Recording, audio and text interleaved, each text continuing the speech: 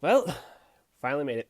The 33rd live email. And I will admit that I am slightly behind on this one. I've been like a week and a half behind because, well, you know why soon, actually. Yeah, so let's just start this off. Music bumps in the background and fire erupts from my car's exhaust pipes. Its engine roars and the smell of burning rubber fills the air as I tear down the snow-laden asphalt. I bake hard on my left and my car enters a perfect drift. However, unbeknownst to me, something waits maliciously in the shadows. The concrete curb, whom officially named Kirby, springs from the shadows, and only curbs can spring, and appears directly before my car's drifting trajectory. Helpless to avoid Kirby's massive use of trigonometry, my car slams into the curb. At this point, you see just like a near blank page of graph paper with a car on one end and a curb on another one, and just a straight arrow through it. Yeah, trigonometry. Really hard to do. My car explodes into a ball of flames, and I barely manage to crawl from the wreckage. And just before I pass out, I see Kirby standing there, stone-faced, unwilling to give even the slightest hint of regret. So yeah, I drifted my car into a curb. Yay! The funny thing about it is that legally, it's actually Kirby's fault. See, I was with Neo and Sydney and John, and we'd been drifting in my favorite drifting parking lot for about 50 minutes or so. Thus, of course, I'd already made dozens of successful, and might I add, epic drifting runs. But see, since I had gone around so many times, and most of the snow had already been torn up, the only untouched snow was near the edge of the parking lot. Thus, the universe, using its all too famous recipe for disaster, began to concoct a devious brew. 3 cups ice, 2 cups speed, a cup and a half of overconfidence, 3 persons worth of extra weight, a pinch of peer pressure, and a touch of 2 a.m. brain power. The recipe was perfect. And by perfect, I mean the worst, because, yeah. Into the drift, and you know what happened. But, maybe you can hear the audio, because I can't show you the video, but I did get dash cam footage, because dash cams, although it's obviously poor quality. But yeah, unfortunately, drifting is like so many other things in life. You only need to mess up once. Yeah. So I hit the curb, pretty hard actually, and my car has incurred some serious damage. But before I get to that, let me explain how Kirby is legally responsible for my crash. See, like any reasonable person, I called my insurance company, because even though I don't have full, we fix your car 100% coverage, I still have free towing, so I was like, might as well use that. So I called them, and they told me I need to file a claim to get my free towing, so I was like, okay. And I spent the next 2 hours or so, describing what happened, which was kind of funny, because there's a lot of ironic questions, like, did the object move in front of your car? And I'm like, it was a curb. And she's like, did the object see you coming? And I'm like, it was a curb. But yeah, it was an interesting conversation. But after that long and arduous process, I had legally filed a collision insurance claim. However, soon after that was over, my dad informed me that now that I have filed said insurance claim, my record will have the giant words, horrible driver, stamped across it, and my premiums were going to skyrocket. So I then spent the next hour or so looking how much it would skyrocket exactly, and it turns out that after a collision at which you were at fault, which apparently drifted into a curb legally counts as, the average increase in cost was like $400 for like 4 years. And so, yeah, that was scary. Thus, upon learning such information, I was faced with a very challenging decision, which is worth more. The cost to tow my car, a whopping estimated value of $100, or a free tow and raised premiums at the low, low price of not free. So, yeah, I made the decision and then spent the next few hours trying to get my insurance company to unfile that insurance claim, but they said they couldn't. And by couldn't, who knows, it might just mean wouldn't. However, after much phone conversing, I did get a really nice agent who was able to find a workaround. See, if you don't make the insurance company pay for anything, and you aren't at fault, then they don't really bother to look at the details of your claim. And they don't tend to raise your premiums by much, or even at all, in some cases. Further, since I hadn't contacted the attorney person yet, the details of my claim still could be altered. Thus, the agent made it Kirby's fault that I hit him. Sheesh, Kirby, get out of the way. And now my premiums, hopefully, will only rise minimally. Hopefully. So, yeah, it's Kirby's fault, not mine. What can I say? And that's how a curb became legally responsible for being drifted into. Who would have thunk? However, despite avoiding the extremely costly price of raised premiums, I have nevertheless felt the acute monetary pain of my mistake. Thus, I shall now survey for you all the charges the actual incident and the events intimately connected to it brought upon my wallet. Inoculuses. What do I mean by that? Well, you see, when I bought my VR headset, the Oculus Quest 2, that was like my first really big purchase I've ever made. Thus, my brain has been conditioned in such a way that I often convert from dollars to Oculuses to see how weighty a purchase is.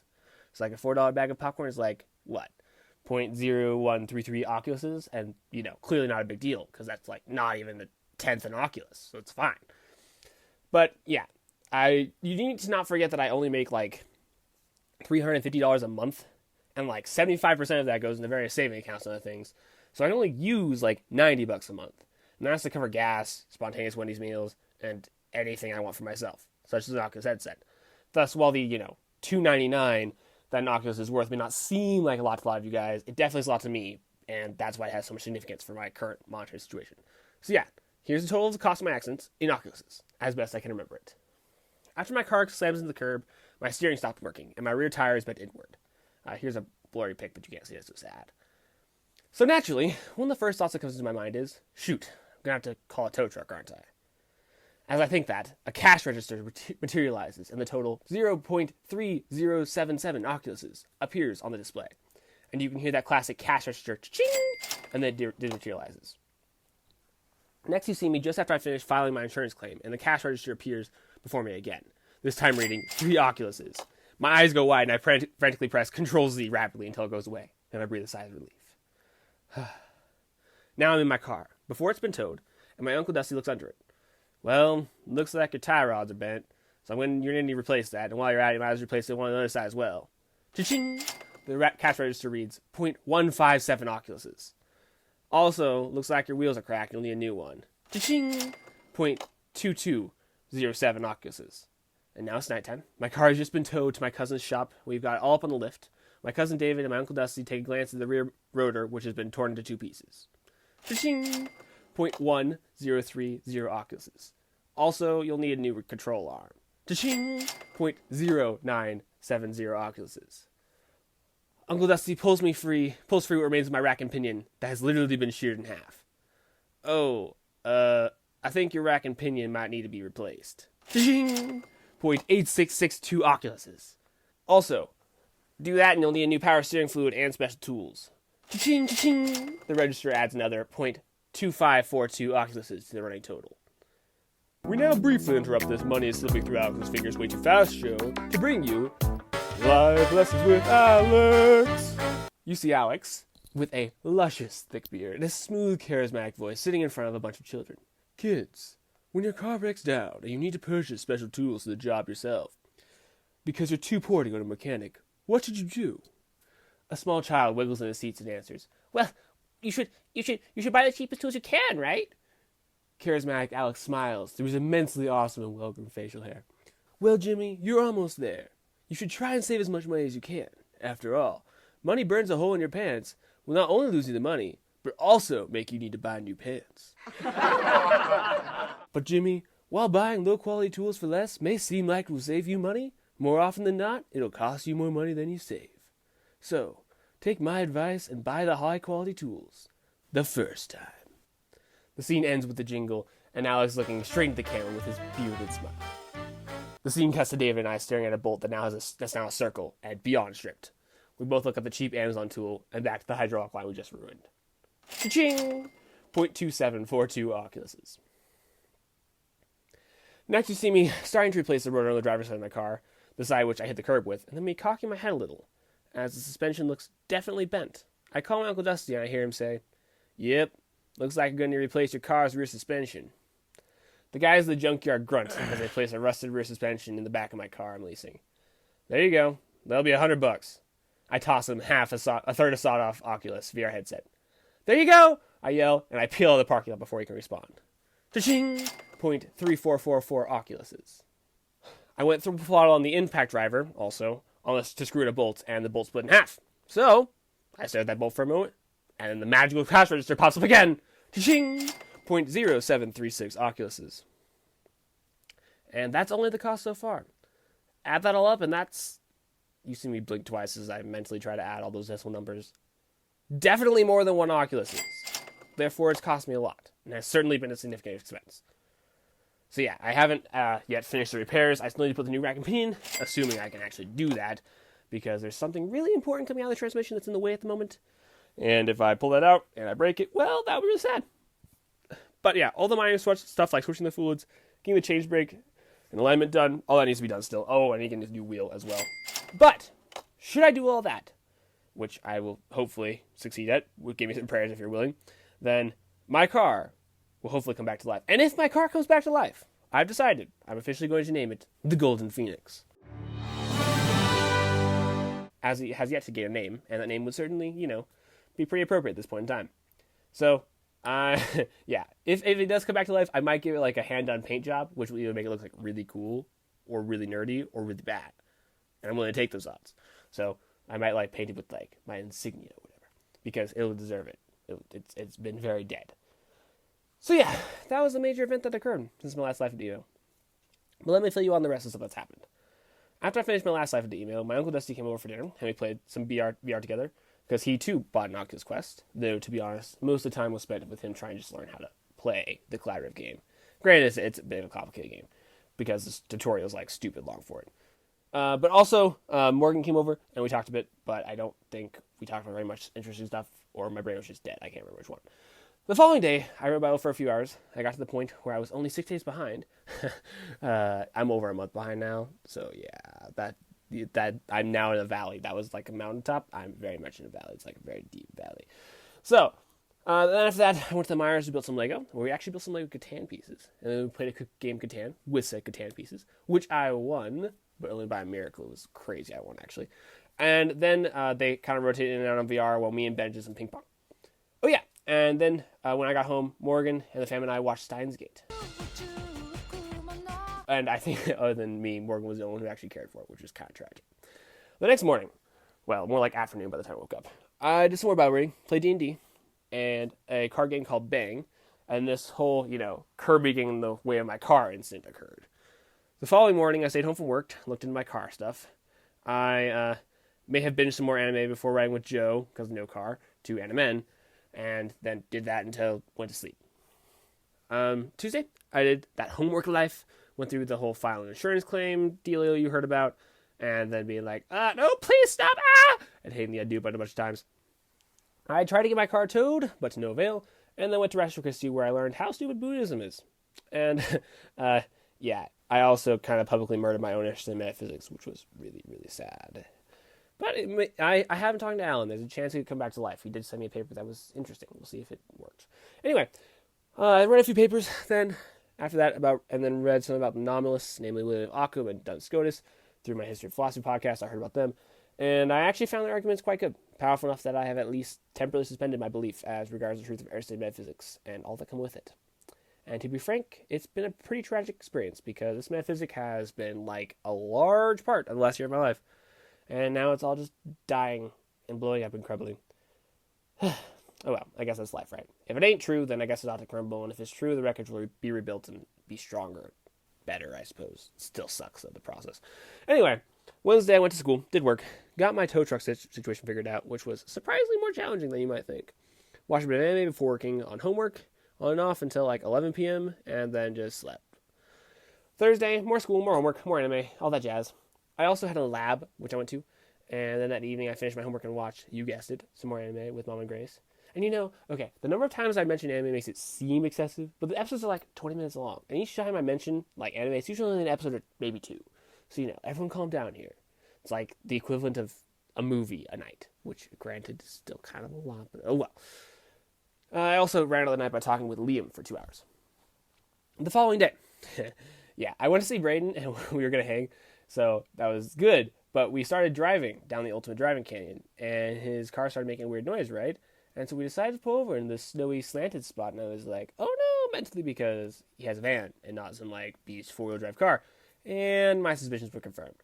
So I must be like contagious because, yeah, we didn't get stuck and we, could not extract ourselves from the situation. And his car then broke down. The transmission killed. So this guy with a chain action in a big truck actually helped us out, which was really kind of him. But yeah, after that, Braden's car wouldn't shift above like second gear. So we kind of inched our way home, and then the rest of the drive was not very relaxed. And there must be a thing with, like, I think I can start a trend, because after this point, Jake has also had transmission failures, as has Noah, and then Joe was just being stupid. He plowed into a bunch of snow, and then he was like, my car's hurt, and we're like, yeah, that's what happens when you plow into a bunch of snow. But, This is a friendly reminder to be kind to your editor. So, like, everyone around me is having their cars broken. I think I started a trend. I'm the original trendsetter, original gangster. Anyway, so yeah. The drive home was not extremely exciting because Bray was like, my car's dying. And I was like, I'm stuck with you until we get back to your house. But after that, we did get to play some Smash Bros. Because we had a bit of time, and that did lighten the moods up. when I got home, the Wades lent me their loaner car, which is this somewhat sketchy, but still really good Subaru that they let their friends use when they need it. And then I used that to drive over to David's house where I had the car towed because his family has a Lyft, right? And I must say, Lyfts are super useful. Like, holy cow, magic. You should get a Lyft if they weren't like a bazillion dollars. So yeah, that's when we had that whole like conversation about Uncle Dusty come over and be like, yo, your rack and pinion split in two. Look at that. And I was like, oh, sad. But we did get up on the lift and we got checking out. And yeah, that was good. So yeah, that's like the beginning of that story of woe you're all too familiar with, the Oculuses. And for a moment I just stared into the distance, mourning the Oculuses I've lost. However, the one good news that day was I did get my ACT score back, and I got a 33. Which, for those of you who don't speak ACT, it's really good. It's better than like 99/98% of all test takers, depending on which source you look at. So that was great. The following day was Saturday, and I do believe I spent it with the Myers family. Oh yeah, Joe, Kate, and this random Montana girl, whose name was like Cheyenne or something? I don't know. I drove all the way to the Myers cabin, which apparently they have. So yeah, I'm assuming the Myers are like super rich. But yeah, it was a really good time. We talked about largely insignificant things on the way up, with a few good conversations with Cheyenne. I'm just going to call her extroverted feeling girl from now on because, it's easier. Oh, wait. Tangent required. Everyone, I regret to inform you. Aerostat metaphysics is not the only thing that broke during the last few weeks. We have another very significant casualty. The MBTI. Unfortunately, it turns out the Myers-Briggs type indicator is also false. Why does everything have to break at the same time? And that it does not have enough content validity or reliability to be put into practice for any serious psychology. So yeah, I know that's super tragic, and I really wish that wasn't true. Apparently God's just like, hey Alex, you know all your dearly held beliefs? Takes a twig and snaps it in two. I think it's time you found some new ones. See, I have this hunch that, since God knows everything, which is a lot of things, he probably also knows that, the things I hold dear in my life, my philosophy and my ideals take like first place. Thus, if you want to blow me up, take away my stuff, my friends, my health, probably won't do it. Of course, it'd be painful. But if you take away my philosophy, it's like you put an atom bomb in my soul and boop, and then everything explodes. So yeah, I'm kind of hoping this wrecking ball stage of my ideals and philosophies stops soon, because it's been really not fun. No me gusta. No me gusta más. Anyway, yeah, sorry, definitely tangential, but need to be said. So if you want to read the peer-reviewed paper that convinced me the MBTI is false, which, again, is still so sad, then I can send it your way. And you too can mourn its death and feel the pain of your beliefs breaking. Anywho, there are some good conversations with extrovert feeling girl on the way up. That was fun. And, because those sorts of people, I can't use Myers-Briggs language anymore because they're fall so well.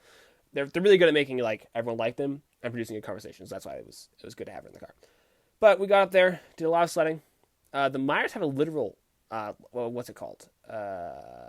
It's like a jet ski for snow. A snow jet ski. Used internet briefly. You just hear me typing really fast. A snowmobile. First try. So yeah, we have a snowmobile, and I may inform you, snowmobiles are awesome. Caleb took some drone footage of me riding it, and I don't know if he got that edited yet. But if he ever gets that done, I'll send it to you guys because it was really cool and I look pretty awesome.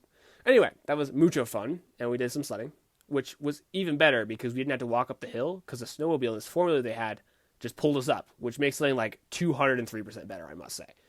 And then we got a lot of, cold snow in us and around us and within our souls. So that was not as much fun, especially because my particular getup, my gloves did nothing to keep out the snow in the water. They were like, here, let me just be a sponge for coldness. So that was less fun. But after that, we did go inside. We all played multi-person solitaire or Dutch Blitz version, in which I beat Karina, mind you. Very important detail. Ben's technically beat me, but no one cares about that. We're going to ignore that fact. So yeah, we did that. And that was fun. And then we started our drive back. Oh yeah, I gotta mention this first. Also, in the cabin, their grandparents were super enthusiastic / obsessive hunters. And they basically just shot everything. I wish you could see this picture because holy cow. It's every animal in existence is in this room. It's from every continent. It's crazy. And they're all real too. They didn't buy them. They shot them all. So yeah, it's kind of like one of those museum rooms, except not a museum. It was surprising and kind of inspiring and also kind of disturbing at the same time. But yeah, anyway, after that, we saw that room. We went back down. We bought some Subway and played Polytopia. We actually played on the way up too, but we just didn't finish the game because we had 6 people playing, and holy cow, Polytopia takes ages. It was between me and Caleb at the end. I think Caleb was winning, but I don't want to give him a win, so we'll just call it a tie. We talked a lot during that ride back. I facilitated this conversation about characteristics people liked and disliked. That lasted most of its way down. And however, despite the fact that we got back to the Myers house when you would think that the fun would end. No. See, we then stayed at the Myers house until like 11. So that continued. And then, after me and Ben mindlessly played ping pong, which without a net actually, which was quite interesting and quite fun. Jake started taking us back to our cars because we'd all left our cars at Caleb's house. And Joe was like, hey, anyone want to get donuts? And we're all like, yeah, okay. So then we just spontaneously drove to Longmont, briefly bought 16 donuts, and then drove back to Caleb's house, where Jake went home because he's like, I need to sleep. And then I made the poor decision to be like, I don't need sleep. And then we stayed up till like 5:30 playing Polytopia and talking. So yeah, it was a very eventful day, and I regretted the lack of sleep the following morning. The following afternoon, because I, didn't sleep, I woke up to discover there was no hot water at like 2, and I drove to the house of one of my parents' friends, which they were currently house sitting for, to take a shower. So that took another hour off my day.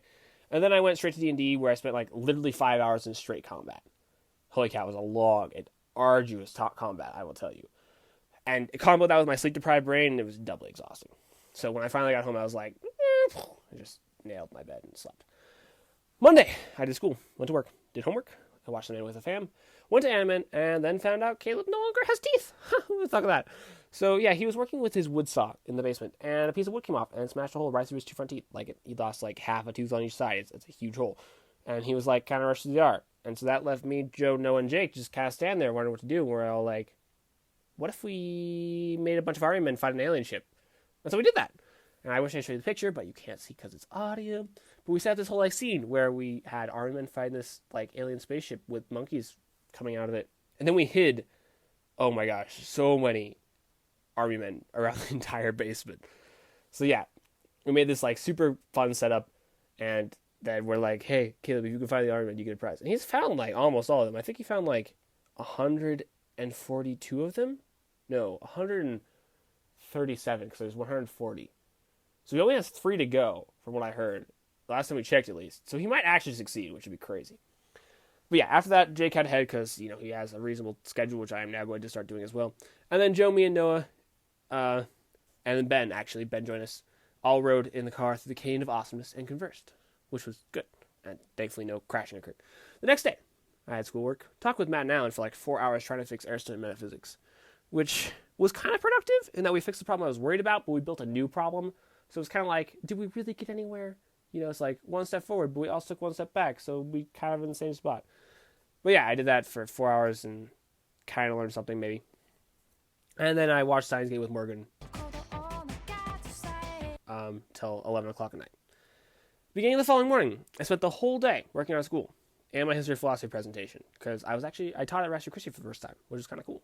Public speaking wasn't nearly as bad as I thought. And then I did that till 5, worked on school and presentation, and then I read some academic papers on MBTI, and that's how I discovered about death. And then I took it easy for the rest of the day. Friday, I played soccer, as per usual, watched some anime, worked on my slides for about 3 hours, and then rounded the day with some more anime before going to bed. Saturday was my birthday. I am now the ripe old age of 20. Yikes. I spent about 4 hours of that day working on my car, to little avail. In fact, I actually made things worse. So that was definitely a letdown, especially on my birthday. But Mom made it significantly better by donating a caramel frappuccino and a keto burrito to the happy birthday cause. So that was nice. I then watched Kung Fu Panda with the fam for the movie night, which actually was really good and worth a rewatch. Kung Fu Panda is a well done movie. And then before doing presents, we kind of just hung around for a bit and chilled. And then we did presents, and Grace got me a lottery ticket.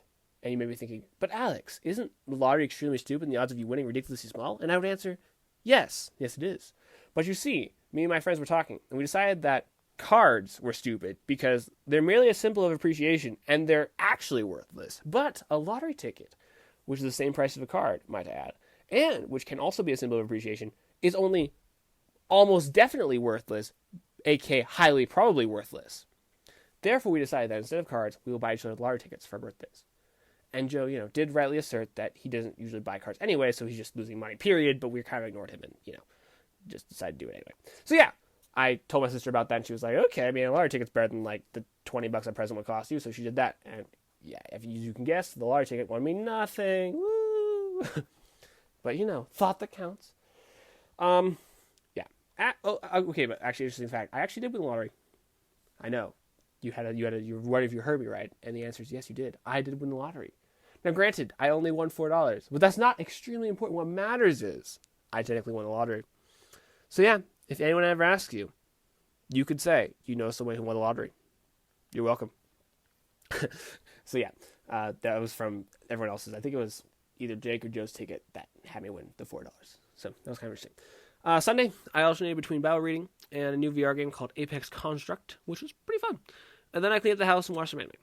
Monday, I did some good old homework. Spent a good hour or so figuring out how to get local files on Spotify before I went to work. And then when I got home, I got like the 9th best score in the world in Apex Construct, which I actually later bumped to the 3rd best. So I'm pretty awesome. I know. You should praise me.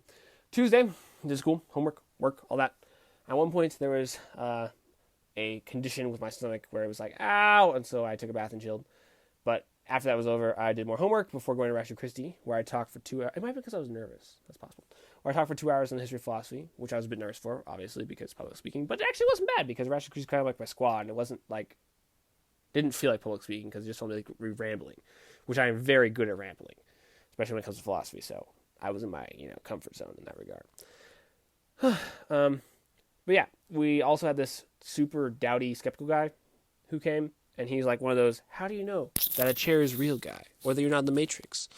And so talking to him was kind of challenging, because he literally doubts everything, and he wouldn't accept the law of non-contradiction, which is so painful. But things have gotten better. We've talked to him more, and it's been less painful.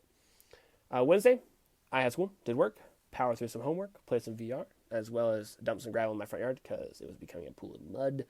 And then I got Polytopia and purchased a tribe. So, if anyone you want to find me on Polytopia, you now can do so. I've been finding Caleb for like 7,000 games, and at the moment, I think he's won the majority. See, I had a great winning streak where I won like 3 or 4 times in a row, and then he got this, he started using this tribe, which is like a buggy, its size, and I don't know. And my ice tribe has just been losing consistently. I've lost like 3 times now, which is super sad. But yeah. After that, me and Grace went to youth group, which has definitely seen better days. By the way, it's like at 1/3 or 4th its capacity. I don't know. It's small. But then Morgan came over, and we watched some more Steins Gate. Woo! So that was good. Thursday was just a lot of school for me. I basically did homework from, the morning till 8 at night, with a tiny bit of VR and anime spaced in there. So yeah, once I got all that done, I watched anime till I went to sleep. And then Friday, I woke up early for a test, which I later found out I 100% bombed. It was a math calculus 2 test, and I got a 69, which is like the worst test grade I've ever gotten. And I dropped my overall grade from a 91 to an 81 in one test swoop thing. Definitely not fun. However, I did okay on the Spanish as I took that morning, so I don't know. Silver lining. After that, I drove to a friend's house, caught up with my friend Esther, and she was doing well, so that was good. And I played some soccer, tried to fix my car, and didn't really succeed very well. And then finally ended the night with some anime, food, and Polytopia. Saturday consisted of 5 hours of Airsoft, which I actually performed pretty darn well in. Plus, Noah made this like rock wall/bunker, which was super fun to play in. And then after that, me and Ben stopped by Vern's, got some Cimarrones before heading over to Caleb's house, where we kidnapped Benj for his birthday. We got him on the floor, like handcuffed and put him in the trunk, the whole shebang. However, I may have put the handcuffs on a little too tight, so I kind of, ruined the effect, because we had to stop mid-kidnapping to make sure Benj didn't, lose his hands, because he might need those, maybe. So yeah, since Mrs. Myers didn't want Benj to run right in the back of the trunk, beyond the neighborhood, because, safety, pshaw, I, being the immensely virtuous person that I am, and out of no other reason than my deep concern for Benj's safety, I actually wanted to do the experience of riding the trunk. Rode in the trunk, because we had 6 people and only 5 seats. So yeah, there's a picture of me in the trunk, but you can't see anything because it's audio. Yeah, after we got to Caleb's house, Jake dropped some dough on some pizza and ice cream, and we kind of just hung. We played poker, and there's a really cool picture, but you can't see that either. And then we did some VR, which was at best, but we rounded out the night with some few hours of like speed Nerf wars, and those were great. And I think the overall winner was either Benj or Caleb. I'm not quite sure, but it was definitely a good time. Sunday, I got a bit more of chill time before playing D&D, which was good. we did D&D, which, as well as expect, took a while. And then we went on a walk where Braden and Neo kind of just hashed it out, and me and Carter just listened like the entire time. It was one of those conversations where you're like, I'm not sure that you guys, no, I'm not. I couldn't say they weren't listening to each other, but it wasn't the most productive of all conversations. Anyway, after that we got home and we played some Lord of the Rings Conquest, which is like this team-based Lord of the Rings game in which Neo's team always won, even though my sniping of awesomeness was great. I'm a good archer. Monday I had school, did work, but then something novel happened, which was while I was at work, I listened to this OnScript podcast, which is actually really good. I highly recommend it. I mean, it's dry as anything, but like it's pretty quality. And then I found this prank podcast they did for April Fools about like 2 years ago, and it 100% got me. See, I legit thought this biblical scholar, quote unquote, was really saying the things he was saying, and it was partially hilarious and partially terrifying, because I was like, how is this guy a scholar? And it was only when I had my mom listen to it, she brought to my attention that it was a joke. Because, see, like, if it wasn't OnScript, I would have thought it might have been a joke, but because it's like, OnScript is like stupidly serious. They're like, we're 7 academic biblical studies dudes, and we're just sitting to talk, and we don't, like, our jokes are as dry as anything. They're like dad jokes at best. So, like, I didn't even have the capacity with my brain to think OnScript might do joke, but I was 100% gotten. I didn't even realize it was a joke until like the very end. We were like, Happy April Fools, and I was like, oh, I'm so stupid. But yeah, that was actually really funny, and you should listen to that episode if you care. I'm not sure you do. But anyway, I got home, did some work, watched some anime, and then I talked to Grandpa while playing Super Hot for a few hours, because, yeah, that took a while. And then I realized, I am late, so I had a jet to Animen.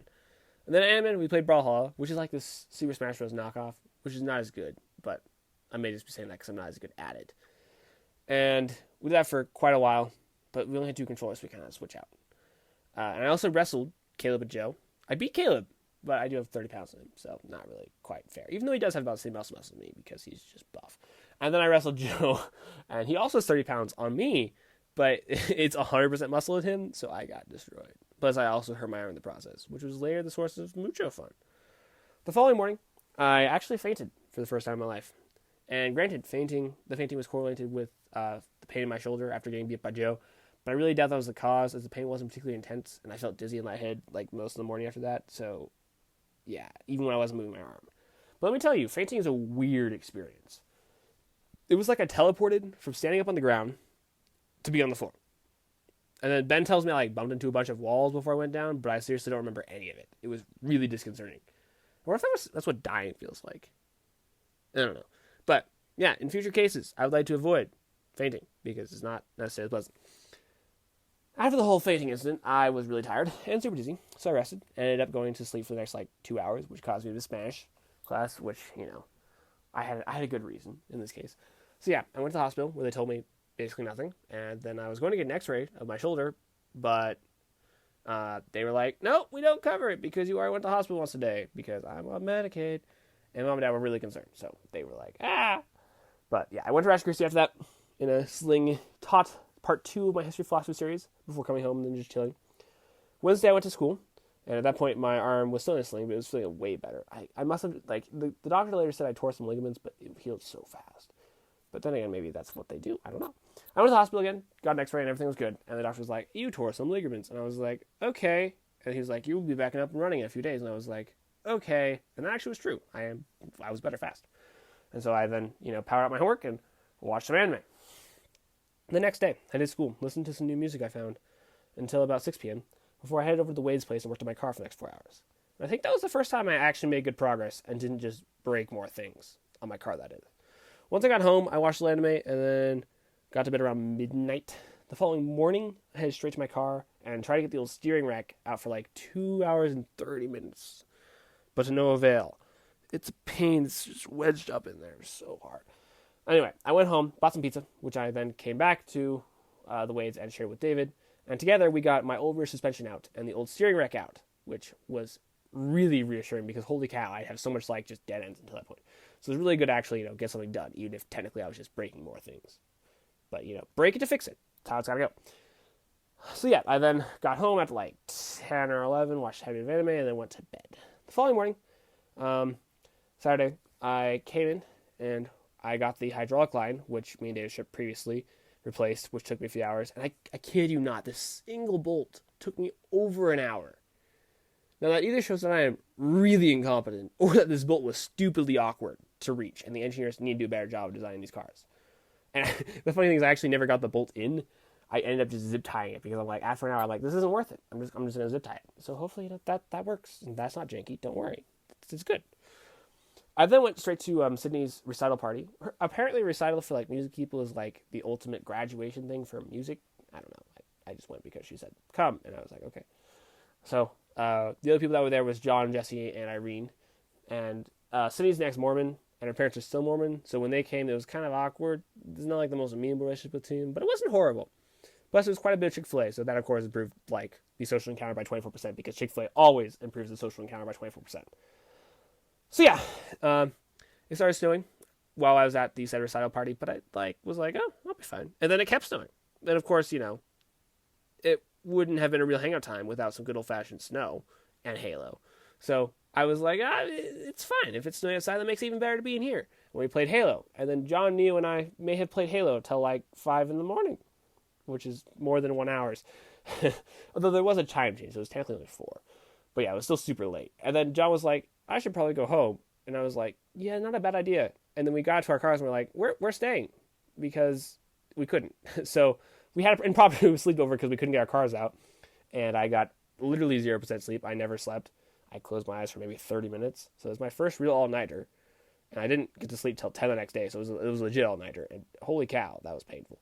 So yeah, I did that, no sleeping. And then me and Sydney, who did get some sleep but didn't get a ton of sleep, played the We Tank game for like 4 hours. And guess what? Ready for it? Wait for it. We beat it.